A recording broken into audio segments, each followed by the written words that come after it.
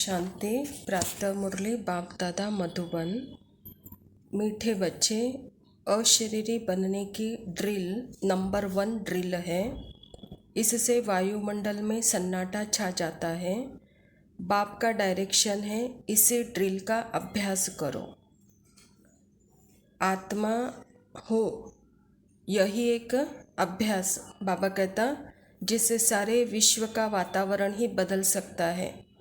अशांति का वातावरण शांति में आ सकता है, प्रेम का आ सकता है, आनंद का आ सकता है। तो इसी ड्रिल का, अशरीरी बनने के ड्रिल का अभ्यास करो, कहते हैं बाबा।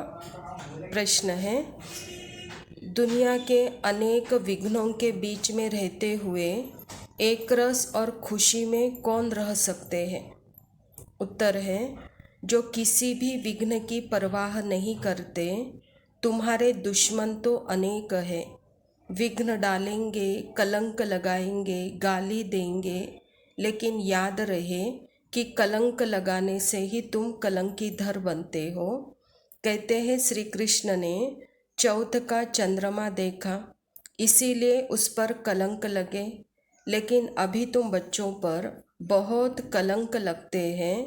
अंत में तुम कहेंगे, हे भारतवासियों, देखो तुमने हमको बहुत कलंक लगाए हैं और हम अभी कलंकीधर बनते हैं। 21 जन्मों की तकदीर बनाने के लिए शिव बाबा को अपना वारिस बनाना है। हर कर्म से बाप, टीचर, सतगुरु तीनों का शो करना है। बाप, टीचर, सतगुरु ये तीनों ही हमारे संस्कार बन जाते हैं। इस तीनों को ही अगर हम संबंध को दृढ़ता से पालन करते हैं, लेकिन अपना सफल करने के लिए, अपना तन मन धन सफल करने के लिए परमात्मा को हमको अपना बच्चा बनाना होगा। जैसे उस बच्चे के लिए हम अपना वर्षा रखते हैं बाजू में, अपना अधिकार रखते हैं बाजू में, कुछ भी है तो उस बच्चे के नाम पर हम अपना कुछ ना कुछ जमा करते हैं। तो परमात्मा को भी हमको अपना बच्चा बनाएंगे तो हमारा इस जीवन का तन मन धन सब कुछ सफल हो जाता है। इसलिए बाबा कहता, बच्चे सफल बनना है, 21 जन्म की तकदीर लेनी है, तो शिव बाबा को अपना वारिस बनाओ। ज्ञान क्लियर मिल रहा है, इसीलिए साक्षात्कार की आश नहीं रखना है। साक्षात सर्व समर्थ बाप हमारे साथ है, इसीलिए विघ्नों से घबराना नहीं है। कॉलेज में जाते हैं, पढ़ने के लिए जाते हैं, पढ़ाई हमारा साक्षात्कार है, तो यहाँ पे भी भक्ति मार्ग की आश लेके नहीं बैठना, कहता है बाबा, क्योंकि मैं पढ़ाने के लिए आया हूँ।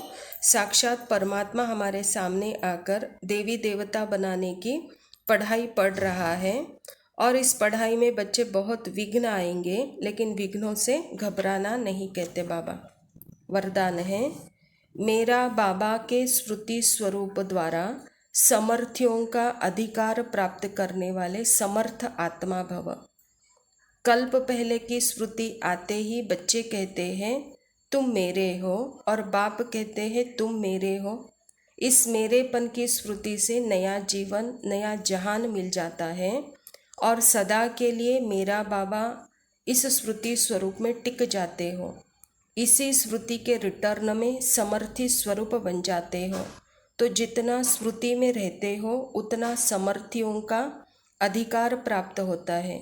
जहाँ स्मृति है वहाँ समर्थी है ही, थोड़ी भी विस्मृति है तो व्यर्थ है। इसीलिए सदा स्मृति स्वरूप सो समर्थ स्वरूप बनो। बाबा कहता है मैं और मेरा, ये दोनों भी समर्थ बनाने की स्थिति है। मैं आत्मा और मेरा परमात्मा, जब इस दोनों के स्वरूप में, स्मृति में हम टिकते हैं, तो हमारा स्वरूप समर्थी स्वरूप अर्थात शक्तिशाली स्वरूप बन जाता है। और इन दोनों की जब विस्मृति आती है तो व्यर्थ में आता है, कहता है बाबा। इसीलिए बच्चे सदा स्मृति सो समर्थी स्वरूप बनो, कह रहे बाबा। स्लोगन है, हार्ड वर्कर के साथ साथ स्थिति में भी सदा हार्ड मजबूत बनो। शरीर से बच्चे बहुत हार्ड वर्कर करते हैं, लेकिन मन के स्थिति से भी कोई कुछ भी बोले वहाँ पे मजबूत रहो, वहाँ पे कमज़ोर नहीं बनो, वहाँ पे कोई फीलिंग में नहीं आओ, वहाँ कोई आपको कमज़ोरी नहीं लगे, तो वही हार्ड है, वही मजबूत है। तो बाबा कहता बच्चे अंदर से मजबूत बनो। जैसे आम होता है, राजा है आम सब फलों का, वो अंदर से मजबूत होता है और बाहर से वह मीठा होता है। ओम शांति। वो मेरा बाबा है, वो मेरा बाबा है, वो मेरा बाबा है, वो मेरा बाबा है।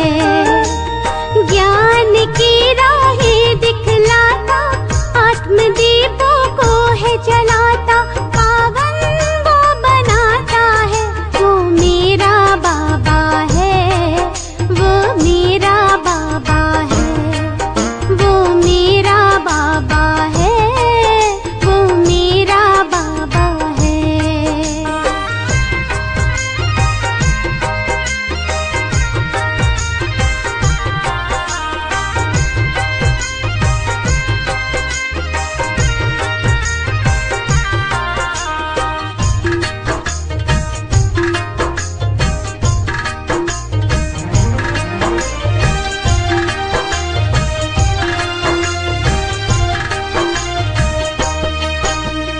दूर वतन का रहने वाला, मीठे बच्चे कहने वाला।